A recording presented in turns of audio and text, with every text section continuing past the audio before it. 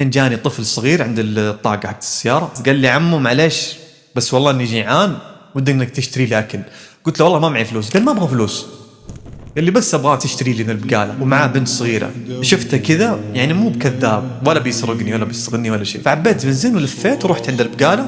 هو عمره 13 واخته الصغيرة عمره 9 8 صغار كتاكيت وجيعانين يبون أكل. ودخل البقالة وجلس يشتري زيت رز اشياء، عرفت؟ يقول انه اختي الصغيره تحتاج حليب وزي كذا. قلت خلاص جيب لها اللي تقدر عليه، والبقاله صغيره ما فيها الاشياء اللي يبونهم، قلت خذ اللي تقدر اللي موجود عليه. لكن مو صدمه هنا، بعدين شال كيس رز ومدري ايش وثقيل عليه. قلت له مين بيساعدك تودي الاغراض هذه؟ وين ساكن انت؟ قال انا ساكن في العزيزيه في جنوب الرياض وانا في الشمالي. قلت معك سياره؟ قال لا بس دحين اختي بتجيني. قلت اختك يعني معاها جوال؟ قلت لا ما معاها شيء. طب قال كيف بتروحون؟ ايش جاب؟